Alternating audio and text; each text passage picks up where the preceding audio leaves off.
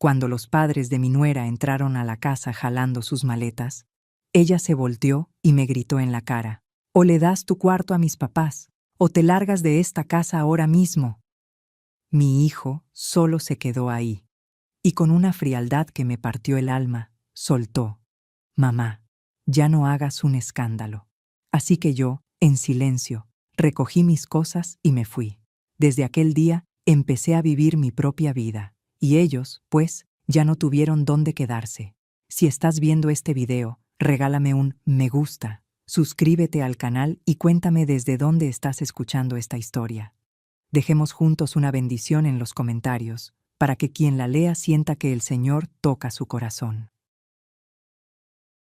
Yo llevaba 2 bolsas en las manos, lista para meterme a la cocina y preparar la cena, como todos los días. Pero apenas crucé la puerta, escuché unas risas extrañas que venían de la sala. Risas de gente que no pertenecía a esta casa. En el sofá, los padres de Camila estaban sentados como si fuera su propio hogar. Camila tenía los gabinetes abiertos, señalando un cajón tras otro con un entusiasmo de guía turística. Nadie volteó a verme. Como si la dueña de la casa no acabara de entrar, Camila me vio, y la esquina de su boca se levantó en una sonrisa mitad cortés, mitad despectiva. «Ah, mamá, ya llegó». No alcancé a decirle: «Mis papás se van a venir a vivir con nosotros». Ni una palabra de permiso, ni un gesto de consideración. Como si yo hubiera sido solo una sombra en la cocina todos estos años, y hoy tocara desaparecer. Dejé las bolsas en el piso, sintiendo cómo el pecho empezaba a apretarse. Una corazonada mala me empujó hacia el cuarto de Triques. Cuando abrí la puerta, todo lo que vi me cayó encima como un balde de agua helada. Ropa aventada en un montón, el colchón recargado contra la pared, la caja de recuerdos de Manuel sepultada bajo unas cobijas. Me quedé un buen rato parada ahí, tragándome el mareo. Una parte de mí sabía que tarde o temprano pasaría algo así. Solo que no imaginé que sería tan cruel. Regresé a la casa. «Camila». Traté de que la voz no me temblara. «¿Por qué moviste mis cosas al cuarto de Triques sin avisar?». Ella no volteó. Seguía acomodando unas tazas. «La recámara principal es para la gente mayor. Mis papás necesitan espacio. He andado ocupada y no pude avisar». Respiré hondo. «Esa es mi recámara, esta casa es mía». La sonrisa de Camila se borró. Se dio vuelta y se paró justo en la entrada de lo que antes era mi cuarto, ahora lleno de las maletas de sus papás. Su voz salió afilada, sin un gramo de respeto. «Si no le das tu cuarto a mis papás, te puedes largar de esta casa». Sus padres, mudos, ni uno solo dijo «no haga eso», ni un intento de moderarla. La puerta de Diego se abrió. Él había escuchado todo. Sin duda, yo esperé. Solo una palabra, una señal de que estaba de mi lado, pero no. «Mamá», dijo bajito, como quien quiere apagar un incendio sin involucrarse. «No hagas un drama. Es solo un cuarto. Si te sientes incómoda, puedes irte unos días a Chapala. Solo un cuarto. Solo que yo me tenía que ir. Solo que todo lo que había hecho por ellos todos estos años no valía nada». Me quedé ahí, en la casa que compré con una vida entera de trabajo, y caí en cuenta de que ya no tenía un lugar dentro de la vida que yo misma había construido para ellos, solo un cuarto. El cuarto por el que pagué peso a peso, cuyas paredes pinté yo misma, cuyas cortinas colgué con mis manos. Esta casa, con cada ladrillo que Manuel y yo planeamos durante años, me ardieron los ojos, pero no me salió ni una lágrima. Quizá las glándulas ya se hicieron viejas, cansadas de llorar. En ese instante supe la verdad. No es que yo me hubiera quedado sin espacio, es que en los corazones de esta casa ya no había espacio para mí. Me di la vuelta sin decir nada más. Fui al cuarto de Triques y saqué mi maleta roja, sacudiendo el polvo por encima. Metí unas cuantas mudas de ropa, mi abrigo viejo. Abracé la caja de recuerdos de Manuel y la acomodé con cuidado. Luego tomé mi Biblia gastada, la única cosa que me sostuvo en los años más duros. El atardecer alargaba mi sombra en el patio, tan larga que por un momento ni siquiera la reconocí. No llevaba mucho. Apenas unas ropas, unos papeles, una caja de recuerdos y un libro viejo, y un corazón que alguien acababa de apretar hasta dejarlo sin sensación alguna. Arrastré mi maleta roja por la banqueta sin mirar atrás. Al llegar a la esquina, levanté la mano para pedir un taxi y le pedí que me llevara directo a la central de autobuses. El aire de la noche estaba cargado del olor a carne asada, elote al carbón, y los pregones de tacos, tacos, resonaban por todos lados. La gente se empujaba, todos con prisa, y yo me sentía vacía, como si alguien me hubiera arrancado las entrañas. Compré un boleto para el último camión hacia Chapala, la mano temblándome un poco al firmar el papelito. Sentada en la banca de espera, abracé con fuerza mi bolsa con los papeles de la casa y la caja de recuerdos de Manuel, temiendo que si la soltaba tantito, todo se me caería, igual que esa familia había dejado caer el último gramo de respeto hacia mí. Cuando el camión arrancó, las luces de Guadalajara se deslizaron por la ventana como una franja lejana y extraña. Recargué la cabeza y el zumbido del motor me fue llevando muy atrás, a los recuerdos. En aquellos años, yo era maestra de primaria y mi esposo trabajaba en construcción. Ahorrábamos peso a peso, sin vacaciones, sin compras fuera del presupuesto. En ese tiempo, mi sueño era sencillo: una casa en Guadalajara para que mi hijo no tuviera que caminar tan lejos a la escuela como los niños de Chapala. Cuando por fin tuve en la mano el título de propiedad, Manuel me abrazó y me dio una vuelta en medio del cuarto vacío, riendo con todos los pliegues de los ojos. Yo también reí. Nunca imaginé que décadas después, en esa misma casa, me tirarían mis cosas al cuarto de triques. Luego Manuel murió. Vivió conmigo más de la mitad de mi vida, pero se fue tan rápido como una ráfaga de viento. Diego, todavía en la preparatoria, estaba pálido en el pasillo del hospital. Yo firmé los papeles apretando los dientes para que las lágrimas no salieran. Desde ese día, la casa quedó con solo 2 personas. Pero nunca dejé que a Diego le faltara nada: libros, ropa, excursiones. Cada noche se sentaba en la orilla de mi cama y decía quedito: cuando yo crezca, yo voy a cuidar de ti, mamá, no te preocupes.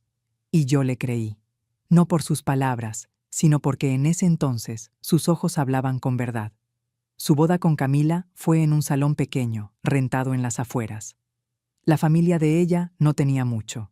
Yo lo entendía, así que casi todo el gasto del evento, la música, incluso los anillos, salió del ahorro que guardé tantos años.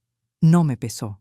Yo misma elegí cada silla, cada mesa de la casa en Guadalajara, pensando que así la pareja empezaría con menos dificultades. Camila me abrazó muy sonriente, llamándome Mamá Elena con dulzura. Yo me sentí la mujer más afortunada. Los años después de la boda, la casa siempre estuvo llena de los pasos de los nietos y del ruido de mis ollas. Yo cuidaba a los niños todo el día para que Camila pudiera trabajar. Y cuando dejó el trabajo, diciendo que tenía proyectos propios, yo seguí cuidándolos, cocinando, lavando. Las facturas de luz, agua, gas e internet estaban todas a mi nombre a fin de mes. Iba al banco a pagarlas sin decir nada. Cuando insinuaba que cooperaran, Diego solo sonreía. Mamá, vivimos juntos para estar a gusto. No nos compliques. Yo escuchaba y callaba. En realidad, las señales estaban desde hace tiempo. Camila fruncía la cara con mi comida. Mamá, póngale menos sal, nosotros comemos diferente. Levantaba las cortinas diciendo que la casa necesitaba más luz. Movía los muebles sin preguntar. Un día juntó todas las cosas de la sala y frente a mí dijo: todo esto está viejo. Con el tiempo lo voy a cambiar. Diego oyó y solo murmuró para mí: luego hablo con Camila. ¿Luego cuándo? Nunca lo vi. Yo pensaba que eran cosas pequeñas del hogar. La gente que vive junta siempre tropieza en algo, me decía. Me convencí de eso. Hasta esta tarde, cuando escuché: lárguese de esta casa. El rechinido suave de los frenos me sacó del recuerdo. El chofer avisó que estábamos por llegar a Chapala. Me limpié los ojos, sin saber en qué momento se habían humedecido. Al bajar, el viento del lago me golpeó con su frescura y olor a agua Chapala seguía igual. La pequeña estación, algunos puestos de comida, las luces amarillas bañando la calle. Caminé arrastrando la maleta hacia mi antigua casa. La puerta de madera estaba desgastada, la pintura cayéndose, pero al meter la llave y escuchar el clic del cerrojo, sentí que mi corazón volvía a latir a su propio ritmo. Encendí la luz. Un velo de polvo cubría los muebles. El mantel viejo seguía ahí, y en el estante estaba nuestra foto de boda, el vidrio opaco por el tiempo. Todo estaba silencioso, pero al menos nadie me decía que me fuera. ¿Elena? La voz de doña Rosa llegó desde la entrada. Mi vecina de tantos años, aún con la escoba en la mano, cruzó sorprendida. ¿Cuándo regresaste? ¿Y por qué vienes sola? Yo intenté sonreír. Tengo unos asuntos. Creo que me quedaré aquí un tiempo. Ella no preguntó más. Solo miró alrededor y dijo con tono de mando: Voy a llamar a mis muchachas para que te ayuden a limpiar. Esta noche tú sola no puedes. En un instante sus dos hijas vinieron, abrieron ventanas, sacudieron el polvo, extendieron el colchón. Yo me quedé en un rincón abrazando la maleta, sintiendo un calorcito y un dolor juntos. Las personas buenas conmigo hoy no eran las que cuidé toda mi vida. Esa noche me recosté en mi cama vieja de Chapala, el techo marcado por manchas de humedad afuera. Los grillos cantaban y más lejos se oía de vez en cuando un coche pasar. Abracé la caja de recuerdos de Manuel contra mi pecho. Abrí la tapa solo para ver la foto de bodas ya amarillenta y el pañuelo que me dio cuando recién nos casamos. ¿Qué hice mal? Esa frase se repetía en mi cabeza.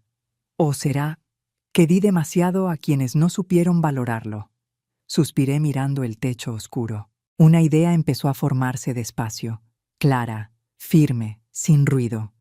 Si no cambiaba algo, si seguía permitiendo lo mismo, ellos seguirían pisoteando mis límites hasta el último día de mi vida. Y la próxima vez, quizá ya no tendría fuerzas ni para arrastrar una maleta. A la mañana siguiente, desperté porque el sol me pegó directo en la cara. Había olvidado que las cortinas en Chapala son mucho más delgadas que las de Guadalajara. El techo seguía con las mismas manchas de humedad de siempre, pero curiosamente mi corazón ya no pesaba como anoche cansancio. Sí, pero ese cansancio de haber terminado un camino largo, no el cansancio de quien sigue atorado a la mitad. Bajé a la cocina, enjuagué la olla de barro, la llené de agua y le puse un poco de café molido, un trocito de canela, y rompí un pedazo de piloncillo para echarlo dentro. El olor del café de olla empezó a subir, mezclándose con la caña y la canela, llenando la cocina pequeña. Cuando era joven, todas mis mañanas empezaban así antes de irme a la escuela. Pero en Guadalajara, con el apuro de cuidar a mis nietos, solo tomaba café instantáneo y ya. Hoy, con la taza caliente entre las manos, me di cuenta de cuánto tiempo llevaba olvidando las pequeñas costumbres que eran solo para mí. Al mediodía, doña Rosa volvió, con un recipiente de plástico lleno de comida. Se sentó en la silla, miró alrededor y preguntó sin rodeos: Elena, ¿por qué regresaste tan de repente? ¿Todo bien en Guadalajara? Me quedé callada un momento y solo respondí: a veces, los viejos ya no tenemos lugar en nuestra propia casa, Rosa. No conté detalles, no mencioné los gritos de Camila ni la cara de Diego. No tenía fuerzas para desmenuzar nada de eso hoy. Doña Rosa me miró fijo, luego asintió despacio. Si necesitas algo, nomás golpéame la pared. Aquí estoy, sin más preguntas, sin morbo. La gente que ha vivido lo suficiente no necesita escuchar toda la historia para saber que lo que pasó fue grave. Ese silencio respetuoso me apretó la garganta más que cualquier palabra de consuelo. Por la tarde, cuando la casa estuvo más o menos limpia, abrí el viejo armario de madera en el cuarto. En la repisa más alta seguía la cajita donde guardaba mis papeles importantes. La bajé, la puse sobre la mesa y la abrí. Los documentos estaban algo amarillentos, pero las letras seguían claras. La escritura de la Casa de Guadalajara, la de esta casita en Chapala, y una libreta de ahorros ya empezada, con mi nombre en la portada: Elena Morales. Pasé cada hoja, revisando con cuidado la parte donde dice quién es el dueño. No estaba el nombre de Diego. No estaba el de Camila. No había renglón que dijera copropietario, ni contrato de donación, nada. Me recargué en la silla y sostuve más tiempo la escritura de Guadalajara. La misma casa de la que ayer me gritaron que me largara, era la casa que legalmente dice que es mía. Durante años viví ahí como invitada, mientras los papeles decían que yo era la dueña. Esa diferencia, de pronto, me despertó por completo. Diego y Camila no tenían derecho a decidir nada ahí, y aún así se atrevieron a empujar mis cosas al cuarto de triques, a gritarme en mi propia sala. Un sentimiento extraño me recorrió. No era coraje, tampoco tristeza. Más bien como cuando una se para por primera vez frente al grupo de alumnos y entiende que tiene autoridad para poner orden. Miré los papeles y pensé, he dejado que olviden esto demasiado tiempo. Yo también lo olvidé. Y quizá ya es hora de recordarlo, empezando por mí misma. Al caer la tarde, preparé una ollita de caldo de pollo y calenté unos tamales que habían quedado de lo que trajo doña Rosa. Era una comida para una sola persona, pero curiosamente no sentí soledad. No estaba Camila diciendo que el caldo estaba ralo, ni Diego con su «mamá, no le pongas tanto aceite». Me serví otra taza, comí despacio, escuchando el sonido de la cuchara en el plato. Pude respirar hondo, profundo, sin ese nudo que me había acompañado tantos meses. Antes de dormir, en mi segunda noche en Chapala, saqué el cuaderno pequeño que usaba solo para anotar luz y agua. Lo abrí en una página en blanco, tomé la pluma y escribí despacio. Las personas solo reciben el trato que merecen cuando ellas mismas se respetan. Me quedé un buen rato mirando la frase. Lo tenía clarísimo. Tarde o temprano, Camila o Diego van a llamar. No para saber cómo estoy, sino para pedir dinero, o para pedirme que regrese a encargarme de todo. Si no tengo mi respuesta lista, acabaré cediendo, como tantas veces antes. La primera mañana sin mí en la casa, Diego se despertó más tarde de lo normal. La cocina estaba desordenada, los trastes de la cena seguían en el fregadero. Camila estaba sentada en la mesa, abrazando el celular, deslizando el dedo de arriba abajo. El niño bajó corriendo, con el estómago vacío, preguntando, «Mamá, ¿y mi abuela? Tengo hambre». Camila levantó la vista, un poco desconcertada, y a las carreras aventó unas rebanadas de pan sobre el comal y quebró un huevo para freírlo sin cuidado. Nadie tenía listos los chilaquiles calientitos de todas las mañanas. Diego, mientras buscaba una corbata, tuvo que doblar el mantel y limpiar la mancha de leche que el niño había tirado la noche anterior. Las cosas que yo hacía sin que nadie lo notara, de pronto se convirtieron en huecos. El medidor del gas marcaba que estaba por acabarse. Los mensajes del celular avisaban del límite para apagar la luz una y otra vez. El refrigerador ya no tenía los guisos que yo dejaba preparados, solo unos envases de salsas y un poco de queso reseco. A mediodía, Diego comió un sándwich en el trabajo.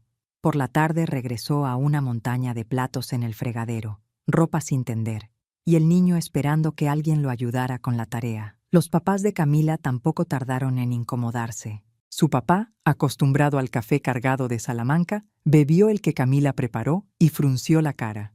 «¿Qué café tan aguado es este?». A la hora de la comida decía que estaba salada, al día siguiente que el otro platillo tenía demasiada grasa. Su mamá miraba la casa y comentaba exactamente el lugar donde yo barría cada mañana. La casa ya no está tan limpia como el primer día que llegamos. Ese primer día llegaban justo cuando yo había terminado de trapear y de sacar una charola de galletas para mi nieto. Empezaron a ver a Camila con otros ojos, y cada tanto la mamá decía, «Cuando tu suegra vivía aquí, todo estaba mejor atendido». Esa frase era como una aguja clavándose justo donde más le dolía a Camila. En medio de todo, Diego estaba atorado. En el trabajo, el jefe empezó a pedir horas extras por un nuevo proyecto. En casa, tenía que escuchar a su suegra quejarse del ruido, a su esposa quejarse del cansancio, y al niño llorando porque aún no hacía la tarea. Una noche, ya sin aguantar, dijo durante la cena, «¿Y si dejas de pedir comida afuera? Si cocinamos nosotros, gastamos menos. Camila dejó los palillos, lo vio de frente. ¿Crees que es tan fácil? Si tu mamá siguiera aquí, todo sería más sencillo. No tendría yo que hacerlo todo. El día que recibió el primer paquete de cuentas después de mi partida, Diego solo me dijo una frase. Estoy en shock. La luz se disparó porque el aire acondicionado del cuarto de sus suegros estaba prendido todo el día. El agua subió porque eran 5 bañándose, lavando y usando la lavadora sin parar. Gas, internet, todo llegaba a su nombre. Antes, yo iba al banco sin decir nada, ponía mi firma, ingresaba los códigos. Nunca imaginé que con solo dejar de hacerlo, los números se revelarían tan rápido. Diego vio el total en la hoja y rió amargamente por teléfono. Creo que mamá ha estado pagando demasiado tiempo. Esa noche cenaron carne guisada que Camila encargó por aplicación. Los papás de Camila volvieron a chasquear la lengua, que si estaba insípida, que si estaba fría. El niño, rendido, comió con la cabeza casi apoyada en la mesa, hasta que terminó llorando por el ruido, extrañando a su abuela que lo arrullaba. Diego dejó caer los palillos y dijo algo que después admitió que le heló la sangre desde el momento en que lo dijo. Si mi mamá no hubiera sido corrida del cuarto, no estaríamos así. La mesa quedó muda. Ni el sonido de la cuchara contra el plato se escuchó. Camila levantó la cara, los ojos encendidos. Yo solo le pedí que les diera su cuarto a mis papás. Ella se fue sola. Yo no la obligué. La mamá de Camila intervino enseguida, queriendo calmar, pero solo echando más leña. La gente mayor es muy sentida. Ya volverá con el tiempo, no te preocupes. Hija. Las semanas siguientes, empecé a acostumbrarme al nuevo ritmo de vida en Chapala. Por la mañana mi café de olla, al mediodía algo sencillo, y por la tarde me sentaba a mirar el lago. Mi pensión y un poco de ahorros eran suficientes para no preocuparme por cada peso. Pensé que, al menos por ahora, todo estaba en paz. Hasta que una noche, el teléfono comenzó a vibrar sin parar. El nombre de Diego apareció en la pantalla.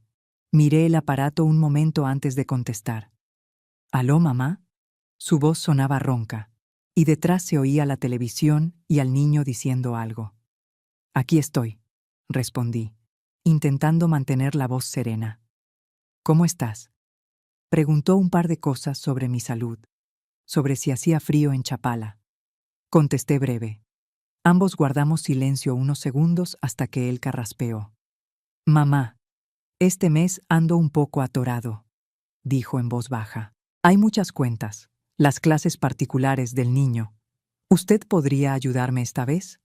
En un instante, escuché de nuevo en mi cabeza aquel «solo es un cuarto» que dijo mientras estaba junto a su esposa. La imagen del cuarto de triques húmedo, mi ropa aventada en un rincón, la caja de recuerdos bajo unas cobijas. Todo volvió como si alguien lo mostrara enfrente de mí. Guardé silencio unos segundos, solo para escucharme a mí misma en ese silencio. Luego dije despacio, marcando cada palabra. Mi pensión es para que yo me mantenga, Diego. Ya no tengo capacidad de cargar con ustedes. Del otro lado, él exhaló. Se le notó la decepción, pero trató de esconderla. Sí, entiendo, murmuró. Dijo un par de cosas sin importancia y colgó.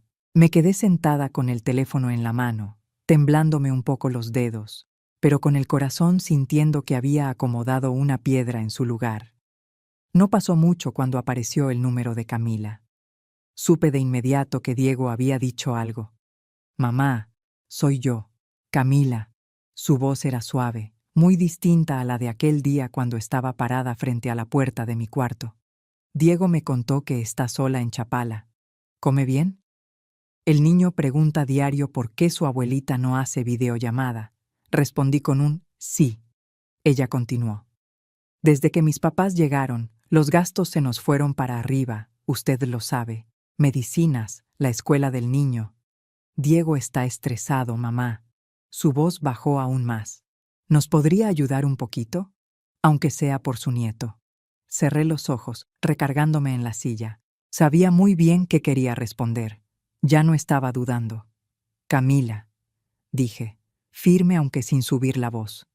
El día que exigiste que yo entregara mi cuarto a tus papás, no pensaste en mí, no uses al niño para que yo me ablande ahora.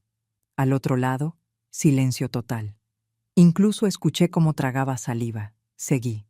Mis bienes y mi pensión son para que yo viva los años que me quedan. Ya no voy a pagar las decisiones que ustedes tomen. A quien quieran meter en su casa, como quieran vivir, es asunto de ustedes. Las consecuencias también. Entonces, ¿no va a ayudar nada?, preguntó Camila, ahora sin tono dulce. No, contesté. Ni esta vez, ni la próxima. Colgó sin despedirse. Dejé el teléfono sobre la mesa y solté un suspiro largo. No sentí alegría ni venganza, solo que mi pecho tenía un poco más de espacio. Unos días después, empezaron a llamar números desconocidos. Voces de mujeres conocidas. La mayoría, vecinas de Guadalajara o familiares lejanos de mi difunto esposo. Elena, ¿que ya volvió a Chapala? Diego y Camila la están pasando muy mal. ¿Cómo deja así a su hijo y a su nieto? Al fin y al cabo son su sangre. No me enojé. Solo me cansé. Ellas solo oyeron una historia. La suegra se fue y no ayuda a la familia. Lo que Camila contara, ellas lo repetían. Yo decidí contar lo esencial. Esa casa la compré yo con mi marido. Por años, las cuentas de luz, agua y gas estaban a mi nombre, y yo las pagaba. Cuidé al niño, cociné, limpié. Un día llegaron los papás de mi nuera, me sacaron las cosas al cuarto de triques, ocuparon mi cuarto, y mi nuera me dijo que si no lo cedía, me largara. Mi hijo se quedó viendo. Entonces me fui. Eso es todo. Del otro lado, varias se quedaron mudas, solo diciendo, «Ah, bueno, cuídese mucho». Y colgando rápido. Algunas insistieron con aquello de que los mayores deben tener paciencia, pero yo no discutí. Ya no tengo necesidad de ganar nada con palabras. Tras varias llamadas así, entendí otra cosa. Si Camila ya era capaz de retorcer la historia con las vecinas, más adelante, cuando yo esté más débil, podrían decir cosas peores. No quiero llegar a un punto donde no pueda defenderme. Esa noche, tomé el teléfono y revisé conversaciones viejas. Mensajes de Camila pidiéndome que pagara la escuela del niño, que le prestara tantito para arreglar el coche, para el doctor. Tomé capturas y las guardé en una carpeta aparte. Abrí mi cuaderno pequeño y anoté el día en que me echaron de la recámara. Escribí exactamente lo que dijo. Escribí cómo me sentí. No para recordarlo a diario, sino para que, si algún día alguien pregunta, pueda mostrar algo concreto y no solo una historia contada de palabra. Sé que en Guadalajara, Diego también vio todo. Sabe cómo su esposa lo anda diciendo. Sabe cómo los vecinos me están juzgando, pero no me llamó para decirme, «Mamá, ya le pedí a Camila que pare». Eligió callarse. Ese silencio, lo entiendo. Una parte por cobardía, otra por miedo a que todo explote. Pero justamente ese silencio fue el que abrió unos pasos más de distancia entre él y yo. Esa noche apagué el teléfono temprano, sin esperar más llamadas. Salí al porche. El viento del lago soplaba, trayendo el golpeteo del agua y la música lejana de algún bar. Y me dije en voz baja, solo para mí, no voy a culpar a nadie más, solo voy a cuidar lo que me queda de vida. Y justo entonces apareció un pensamiento más claro.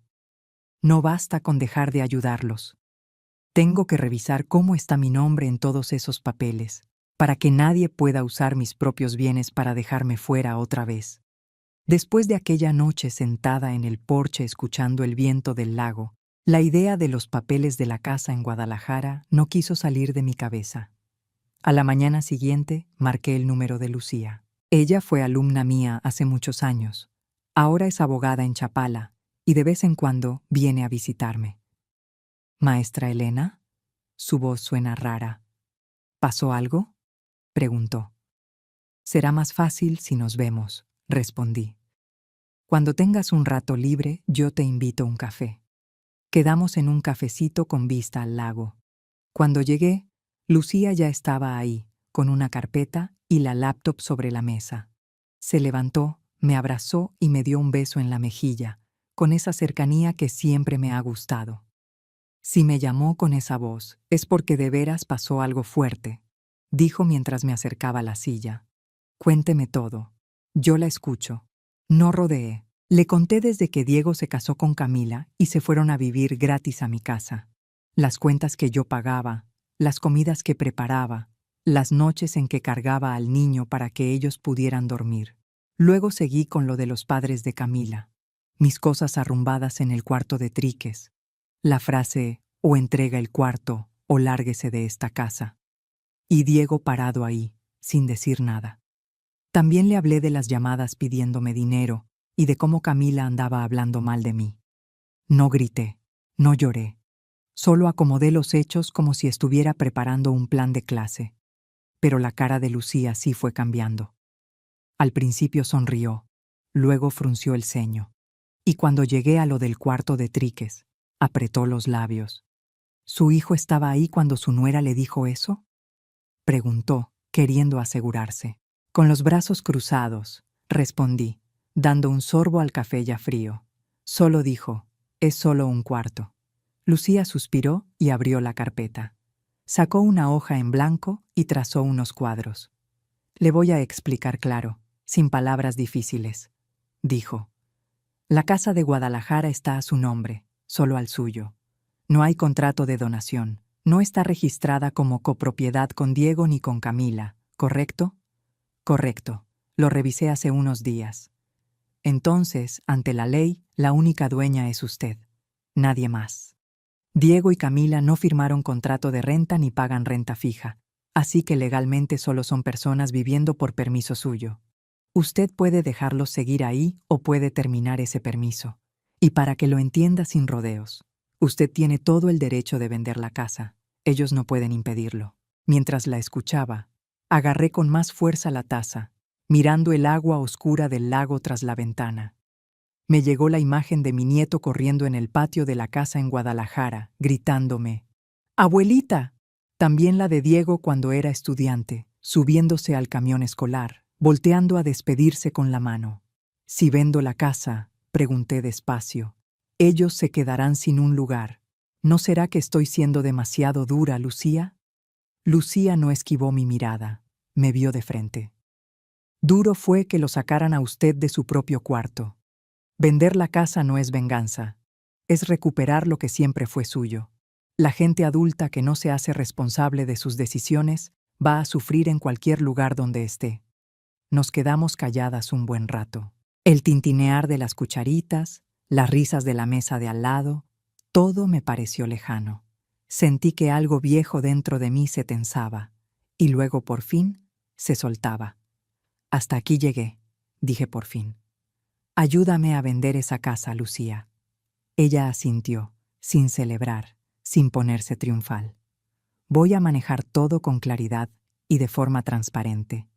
Usted no tiene por qué preocuparse por problemas. No lloré. Creo que las lágrimas se me acabaron el día que me corrieron de mi propio cuarto. Ahora solo sentía que, por fin, una puerta que llevaba años atorada se cerraba por completo. Lucía me entregó una hoja con la lista de documentos que debía llevar. Escrituras, identificación, acta de defunción de Manuel y otros papeles que acreditaban que nuestro matrimonio terminó al fallecer él, para que nadie pudiera decir que era bien común. Me llevé la lista a Chapala, revisé carpeta por carpeta, quité el polvo y ordené todo. Unos días después, fui a la oficina donde trabaja Lucía. Era pequeña, pero con los papeles en orden y olor a tinta y piso recién trapeado. Puso frente a mí el poder para la inmobiliaria.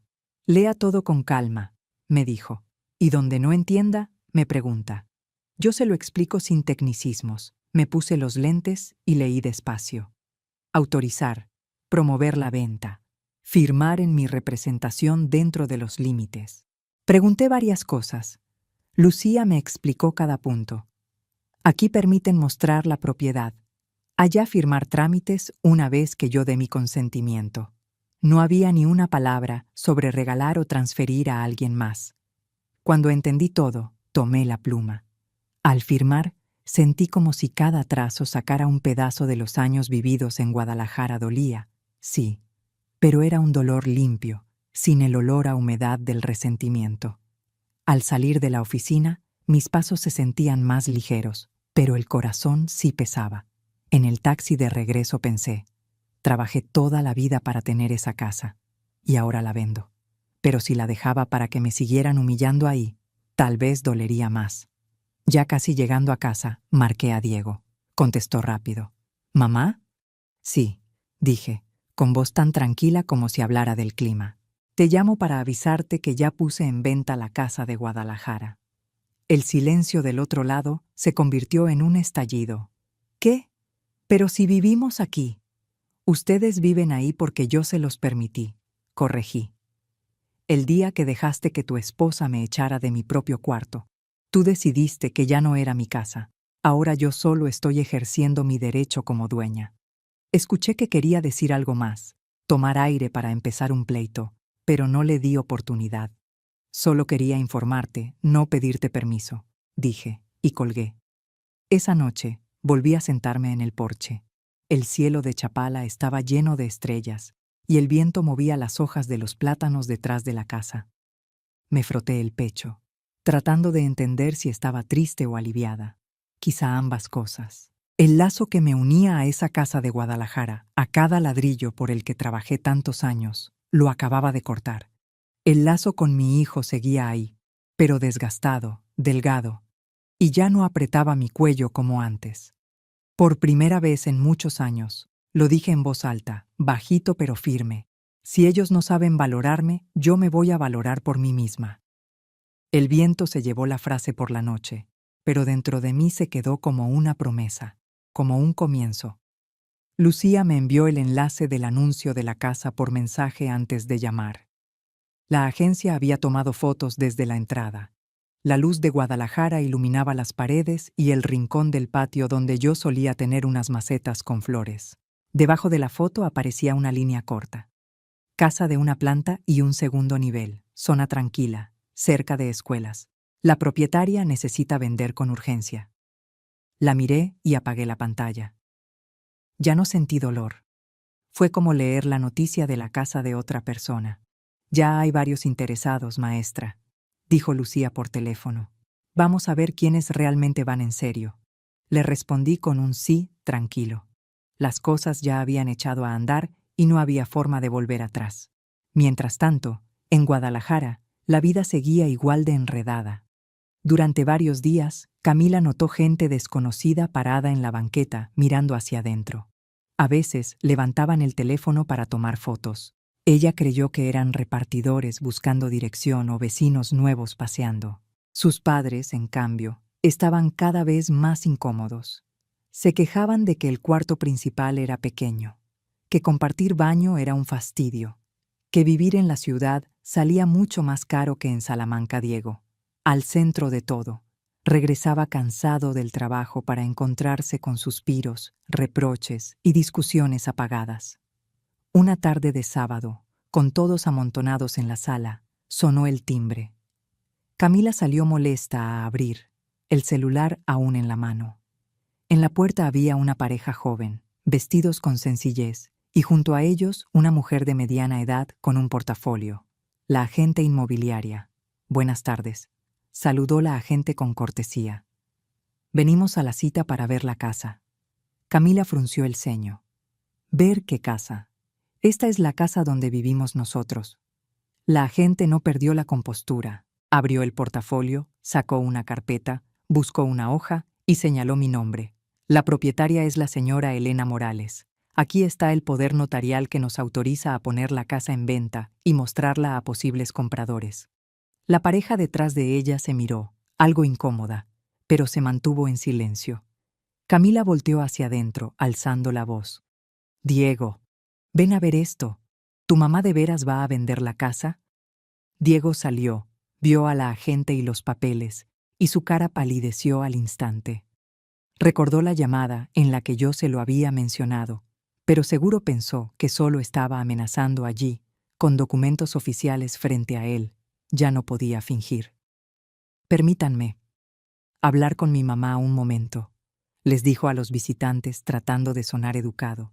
Mi teléfono vibró mientras lavaba los trastes. Me sequé las manos. Vi su nombre y contesté. Mamá, dijo rápido con una mezcla de angustia y enojo. Aquí hay una agente con una pareja queriendo ver la casa. ¿Es cierto que usted la está vendiendo? Sí, respondí sin rodeos. Vinieron según la cita. Yo ya firmé todo. Pero, ¿no pensó en nosotros? Soltó. Estamos viviendo aquí. Me recargué en la pared, mirando el patio de Chapala. Desde que metieron mis cosas al cuarto de Triques y acostaron a los papás de tu esposa en mi cuarto, entendí que ya no tenía lugar en esa casa. Lo que hago ahora es solo dejar que los papeles terminen lo que ustedes empezaron. Se quedó callado unos segundos, buscando palabras, pero no lo dejé seguir. Estoy ocupada, con eso basta, añadí, y colgué primero. Después me contó que, al colgar, se quedó parado un momento antes de volver a la entrada. La agente seguía esperando. La pareja miraba al suelo para no incomodar, y Camila estaba inmóvil, mordiéndose el labio hasta ponerlo blanco. Los padres de Camila se asomaban desde el pasillo, aturdidos. Quizá era la primera vez que entendían que esa casa nunca les perteneció. Bueno, Diego respiró hondo, con voz reseca. Pasen, por favor. Camila lo fulminó con la mirada, pero ya no podía detener nada. La agente recorrió la casa, la sala, la cocina, el patio, la zona de lavado, y abrió la puerta del cuarto principal, donde dormían los padres de Camila. Había maletas, cobijas apiladas, ropa por todos lados. El ambiente se tensó aún más. La pareja no comentó nada. Solo murmuró algo al salir. Si los papeles están limpios, y con esta ubicación, sí vale la pena. Cuando se fueron y la puerta se cerró, la casa entera parecía a punto de estallar. ¿Y tú nada más te quedas ahí?, escupió Camila hacia Diego. ¿Por qué no haces algo para detener esto? Diego, agotado, se recargó en la pared. ¿Qué quieres que haga? La casa está a nombre de mi mamá. ¿O ya se te olvidó cómo la trataste? Los padres de Camila callaron. Nadie repitió aquella frase que decían antes. Tarde o temprano esta casa será de ustedes. Cada quien se tragó su propio sabor amargo. Esa misma noche, en Chapala, mi teléfono volvió a sonar. Un mensaje de Lucía. Los clientes de la tarde están muy interesados. Seguramente pronto harán una oferta. Dejé el celular sobre la mesa y miré hacia afuera. La noche era tranquila. Solo unas luces titilando al otro lado del lago. Yo sabía que, desde el momento en que la puerta de mi casa en Guadalajara se abrió para que la vieran personas desconocidas, todo había cruzado una línea. Ya no existía eso de «luego lo hablamos». La rueda ya estaba girando, y esta vez giraba hacia donde yo quería, no hacia donde otros me empujaban. El mensaje de Lucía llegó una mañana algo nublada. Los esposos de la otra vez ya enviaron la propuesta formal, maestra. Pagan de contado, sin pedir préstamo al banco, y quieren recibir la casa pronto. La llamé de vuelta. Lucía me explicó las condiciones con calma. El precio no era bajo, el pago sería inmediato. Los compradores no pedían ninguna reparación adicional, solo que la casa se entregara en la fecha acordada. El contrato estaba hecho con el modelo estándar, sin detalles que me perjudicaran. ¿Qué le parece?, preguntó. Si pagan bien y los papeles están limpios, entonces que todo se haga conforme a la ley, respondí. Mientras más pronto, mejor, para que no se enrede nada. El día de la firma del contrato fui a Guadalajara, pero no pasé por la casa. Quedamos en la notaría. Los compradores eran la misma pareja joven de la vez anterior, vestidos con sencillez, acompañados de su propio abogado. Me senté frente a ellos en una mesa larga, donde ya habían acomodado un montón de documentos. El notario leyó cada apartado: la parte vendedora, que era yo; la parte compradora, ellos; el monto; la fecha de entrega. No presté mucha atención a las frases largas, solo a los puntos importantes que Lucía había marcado. Cuando llegó la hora de firmar, tomé la pluma y escribí Elena Morales varias veces más. cerrando así otro capítulo de mi vida. El sello rojo cayó sobre el papel con un tac seco. En cuanto terminó el proceso, el dinero se transfirió a mi cuenta. Lucía me mostró el mensaje del banco. Con esto ya quedó la parte pesada, dijo. Yo solo asentí. La parte pesada para mí quizás sí había terminado, pero la parte pesada para la familia de Diego apenas empezaba. Tras finalizar el contrato, Lucía preparó un documento claro y breve. Se lo envió a Diego por correo electrónico y también por mensajería. Especificaba la fecha exacta en que la casa debía ser entregada y que la familia debía desocuparla antes de ese día. De no cumplir, los compradores podían pedir intervención judicial y proceder legalmente con el desalojo. Cuando lo recibió, le temblaban las manos, maestra, me contó Lucía. Pero es algo que tenía que enfrentar. Esa noche, Diego me mandó una foto del documento, acompañada de una frase. Ya lo leí. Y en su casa, todos lo miraban con el color de la cara desvanecido. Camila casi gritó. ¿Por qué su mamá nos hace esto? Si ella no necesita el dinero. Y por primera vez en mucho tiempo, Diego no se tragó sus palabras. La pregunta correcta es ¿por qué nosotros la tratamos así, para que ella tuviera que llegar a este punto? ¿O ya se te olvidó quién fue la que sacaron de su cuarto? ¿Quién fue la que tuvo que empacar sus cosas? Los padres de Camila no dijeron nada más. Entendían perfectamente lo fuera de lugar que quedaba lo que habían dicho antes. Unas semanas después, empezaron a buscar departamento. Vieron varios cerca del centro, pero la renta era más alta que un mes entero del sueldo de Diego más lejos. Muchos tenían paredes húmedas, zonas inseguras, o por las noches se oían disparos aislados. Al final, con las deudas de tarjeta y los ingresos de ambos, la única opción fue un departamento en el tercer piso, sin elevador, en Tonalá. Sala pequeña, 2 cuartos apretados, y el balcón dando a una calle llena de polvo y camiones pesados. Los padres de Camila se vinieron abajo. Se habían imaginado la vejez tomando café en una casa amplia de Guadalajara, esperando a los nietos. Ahora tenían que subir escaleras cada día, aguantar vecinos con música alta y el ruido de los tráileres toda la noche.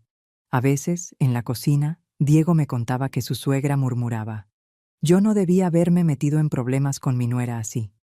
El día de la mudanza, el camión se estacionó frente a la casa que alguna vez fue mía. Los trabajadores cargaban cajas y muebles. Los vecinos asomaron la cabeza. Algunos susurraron: «Con que sí cambió de dueño entonces». Camila daba órdenes con mala cara, abrazada a sus bolsas de maquillaje y zapatos. Sus padres empacaban cobijas. Diego se sentó un momento en la escalera, mirando cómo la casa se iba vaciando. Me dijo que, al ver el patio, le vinieron a la mente imágenes mías regando las plantas, tallando el piso, el olor de la comida saliendo de la cocina. Todo se mezcló con las cajas de cartón, apretándole la garganta. El departamento en Tonalá no se parecía al sueño de nadie en esa familia. Sala pequeña, cuartos estrechos, el balcón abriéndose a polvo y motores. Por videollamada, el niño preguntaba una y otra vez: «¿Por qué ya no regresamos a la casa de antes, abuelita?». Y nadie del otro lado le daba una respuesta completa. Al banco no le importaba dónde vivieran. Casi cada semana llamaban para recordarles la deuda de la tarjeta. Camila tuvo que dejar el spa, reducir los cosméticos caros, hacerse las uñas en casa. Diego pidió horas extras. Llegaba rendido, más irritable con su hijo y con su esposa. Los padres de Camila miraban el departamento apretado, escuchaban a los vecinos discutir y murmuraban: ¿para qué la provocaron tanto a la suegra como para que se fuera así? Una noche, después de una discusión fuerte, Camila dio un portazo y rompió en llanto. Diego se quedó en la sala, viendo el espejo colgado en la pared. Me dijo. Me miré y ya no me reconocí. Solo vi a un hombre cansado, que ya ni siquiera se atrevía a levantar la mirada. Y yo, al escucharlo decir eso, entendí que lo que él había perdido no era solo un techo. Era el último pedazo de respeto que una madre como yo aún podía guardar para su propio hijo, y él mismo lo había dejado caer de las manos. Después de que la casa de Guadalajara quedó a nombre de los nuevos dueños, los mensajes del banco avisando del nuevo saldo llegaban con regularidad, pero yo casi no los abría. No quería ver esas cifras más de lo que quería ver mi propio reflejo. De vez en cuando, Diego enviaba algún mensaje corto. «Ya nos mudamos. El niño preguntó por usted». Yo respondía lo necesario. Lo que tenía que hacer, ya lo había hecho. El resto se lo dejé al tiempo. Hasta que una mañana, mientras regaba las macetas de cactus en la entrada, escuché unos golpes en la reja. 3 golpes tímidos. No era el golpeteo rápido de un repartidor, ni el golpe fuerte de los niños del barrio. Dejé la regadera y caminé hacia la puerta. A través de la rendija de madera, vi a Diego. Se veía más demacrado que la última vez que lo miré. Tenía ojeras marcadas. Su mano vacilaba sobre la reja, como si dudara en golpear otra vez. Abrí la puerta. La brisa de la mañana en Chapala llevaba un ligero olor a agua del lago. «Ya que viniste, pasa», le dije, sin sonrisa, pero sin dureza. Él me miró unos segundos, como queriendo asegurarse de que realmente era yo, y entonces entró al pequeño patio. Nos quedamos frente a frente. En su cara había cansancio y arrepentimiento. En la mía, supongo que una mezcla de cautela y cariño, porque el corazón todavía me dolía tantito, me hice a un lado. «Entra, afuera pega el sol». En la cocina le serví un vaso de agua. Se sentó en la silla de madera, con las manos entrelazadas, sin saber por dónde empezar. Yo no dije nada. Esperé. Toda mi vida como maestra me enseñó a dejar que la gente encuentre sus palabras por sí misma. «Mamá», por fin dijo mirando la mesa. «La casa ya se vendió. Nos mudamos a Tonalá. El departamento es pequeño, 3er piso, sin elevador. Los papás de Camila se la pasan quejándose. Camila está muy tensa y las deudas siguen ahí». Lo escuché sin interrumpir. «El niño no duerme bien, extraña el patio, extraña a su abuela. Los papás de Camila hasta le dicen a ella, no debiste meterte en pleitos con tu suegra». Soltó una risa amarga. «Todo es un enredo». Yo hizo una pausa, luego me miró de frente por primera vez. «Me equivoqué el día que me quedé callado. Dejé que mi esposa te faltara al respeto frente a mí. Y no dije nada. Ese fue mi error». Esa frase la había esperado por mucho tiempo. No para sentirme ganadora, sino para saber si él tenía el valor de nombrar lo que realmente sucedió. Tragó saliva, la voz raspada. «Hoy vine, no para pedirte dinero. Solo quiero pedir», respiró hondo, «si usted me lo permite, que mi esposa, mi hijo y yo podamos quedarnos aquí un tiempo. Yo voy a cooperar, voy a ayudar con la casa. Cuando estemos más estables, veremos qué hacer. Yo ya no tengo otro lugar al que acudir». Miré sus manos, las mismas que de niño se aferraban a mi blusa cuando le daba miedo el trueno. Ahora se apretaban entre sí, buscando dónde sostenerse. Una parte de mí quiso decir, «Sí, hijo, vente». Ese instinto de madre que lleva décadas abrazando sin preguntar. Pero otra parte, una que había aprendido a la fuerza, recordó muy bien. Él sí extendió los brazos, pero para cruzarlos frente al pecho, mientras alguien más me decía que me largara de la casa. En mi mente aparecieron 2 Diegos, el de 10 años, llorando en mis brazos porque lo molestaban en la escuela, y el de 30 y tantos, inmóvil frente a la maleta azul puesta en medio de la sala. Esas 2 imágenes se empujaron la una a la otra dentro de mí. Puse el vaso sobre la mesa y lo miré de frente. «No te odio», dije despacio, «pero ya no puedo volver a ser tu refugio incondicional». Abrió la boca, pero levanté la mano para que me dejara terminar. «Cuando permitiste que otros decidieran por ti, cuando dejaste que me ofendieran delante de tus ojos sin abrir la boca, me mostraste en qué lugar estaba yo en tu vida. No era prioridad.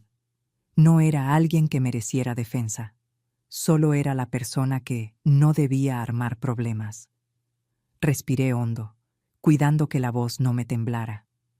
«Esta casa es mi descanso. No es un escondite para que evites las consecuencias de tus decisiones. Si ahora te dejo volver con toda tu familia, mañana Camila puede volver a decir, solo es un cuarto, aquí mismo. Diego bajó la cabeza. Las lágrimas cayeron sobre la mesa. Murmuró, no culpo a mi mamá, solo me culpo a mí, por tonto, por tener miedo de discutir, miedo de quedar mal. Y al final, perdí a mi mamá. Saqué una caja de pañuelos y se la empujé. No lo abracé, no le toqué el hombro. Dejé que él mismo se limpiara. Hay cosas que nadie puede hacer por otro, ni siquiera una madre. Nos quedamos en silencio un rato. El ruido de la calle se apagó. Solo quedó el viento contra la puerta. Antes de que se levantara, le dije, si quieres reconstruir tu vida, tienes que hacerlo con tus propios pies. No esperes que alguien cargue contigo. Yo ya estoy vieja. No tengo fuerza para otra caída así. Asintió, con los labios apretados. No pueden venir a vivir aquí, le dije claro. Pero si el niño quiere venir a ver a su abuela, esta casa siempre estará abierta para él. Él no tiene culpa de lo que los adultos hicieron. Diego se puso de pie y miró alrededor. Nada lujoso, pero todo en su sitio.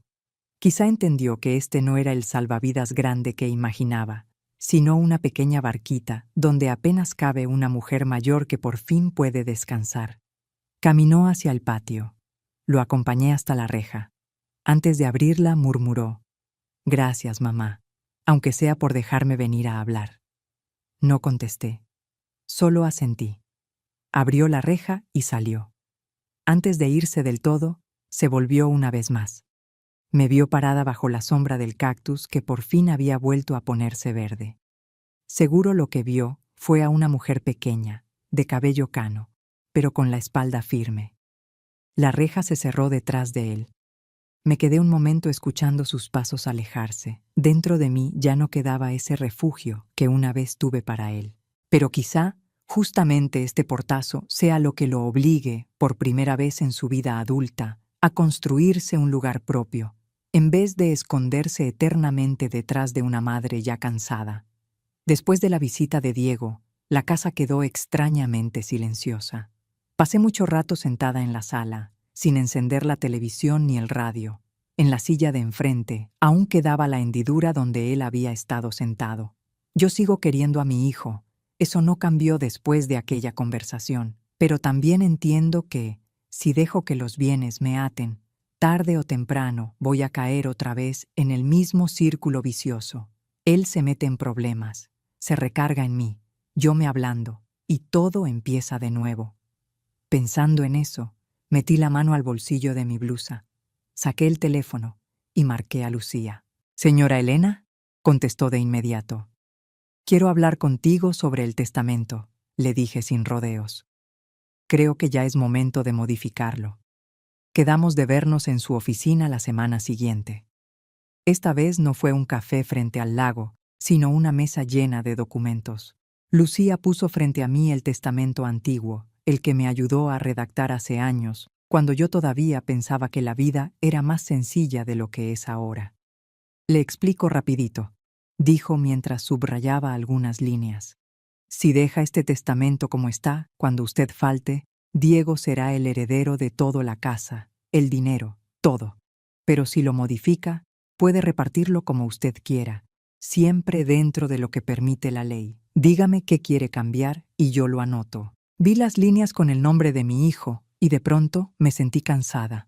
No quiero que mi hijo siga viviendo así, con un salvavidas en la cabeza que dice, «Algún día mi mamá me va a dejar todo». «Lucía», le dije, «quiero que, si un día vuelve a ayudarme, sea por cariño, no por miedo a perder su parte». Lucía asintió. Entonces lo ajustamos en ese sentido. Empezamos a delinear el nuevo contenido. Una parte del patrimonio quedaría dedicada exclusivamente a mí. Gastos de vida, medicinas, alguien que me cuide si algún día me fallan las piernas o las manos. No quiero depender de nadie, ni siquiera de Diego. Otra parte se destinaría, a través de gestiones de Lucía, a una organización en México que apoya a mujeres cuyo esposo o hijos las controlan económicamente y no las dejan decidir. No sería mucho, pero cada año una pequeña contribución, como dejar un pedazo de mi historia en ayuda para otras. A Diego no lo borré de todo, pero dejó de ser el heredero principal. Le dije a Lucía, si un día quiere venir a verme, a encender una veladora o a dejarme un vaso de agua, que venga porque quiere, no porque haya una casa o un ahorro esperándolo.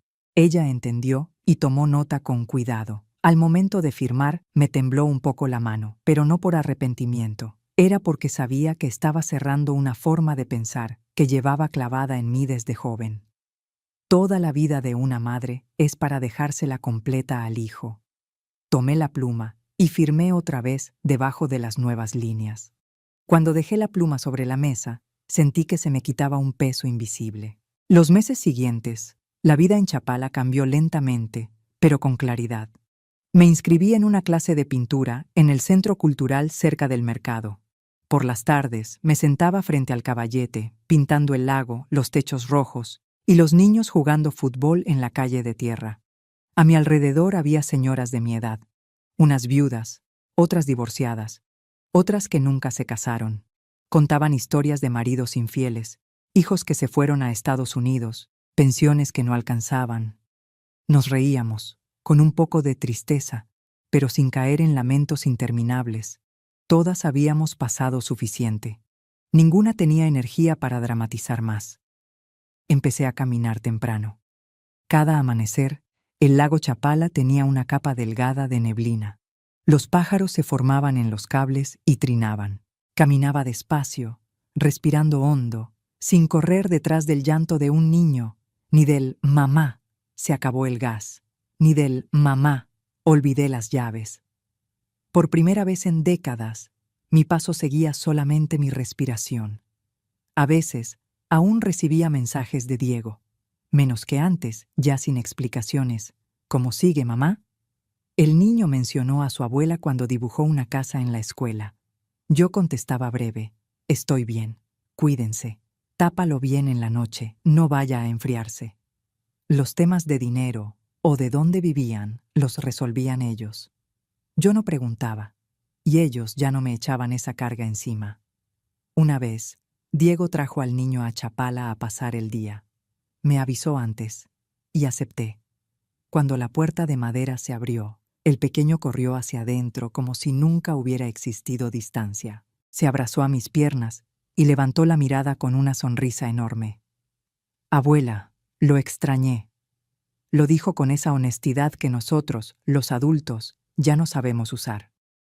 Preparé un almuerzo sencillo. Tacos de pollo, un poco de verdura y un plato de fruta. Comimos platicando de la escuela, de quién molesta más en su salón, de qué materias le gustan, de qué quiere ser cuando crezca. Nadie mencionó la casa vieja, ni venta, ni herencia. Diego entendió y yo también. Hay cosas que es mejor dejar quietas en el pasado. Esa tarde, cuando se fueron de regreso a la ciudad, me quedé en la puerta saludando con la mano hasta que el coche dobló la esquina.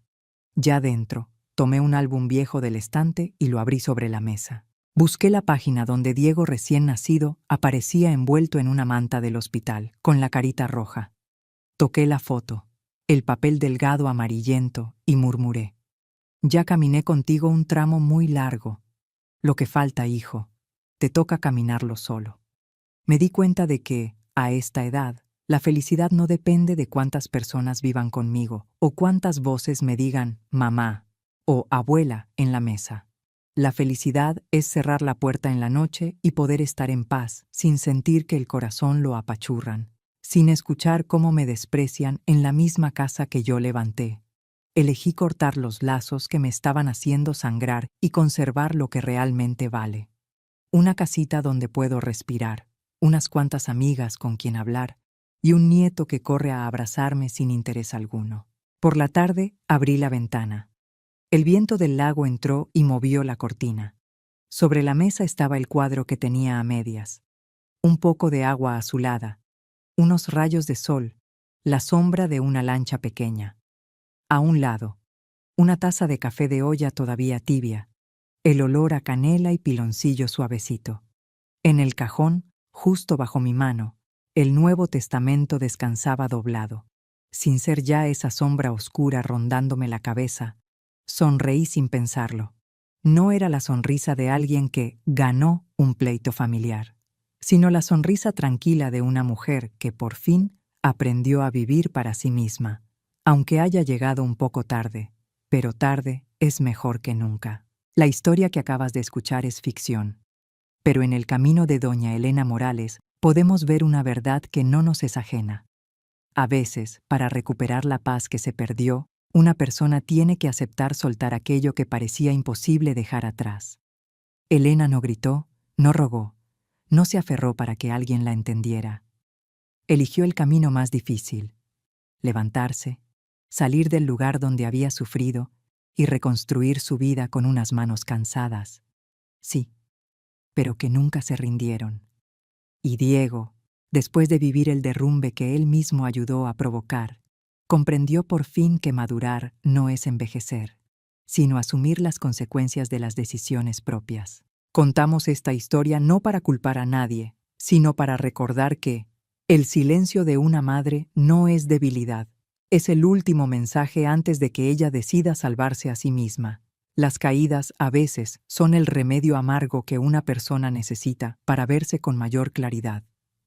Y si alguna vez te han llamado difícil o demasiado fuerte solo porque no aceptas ser menospreciado, recuerda, la dignidad no es un costo, es el cimiento de toda relación decente.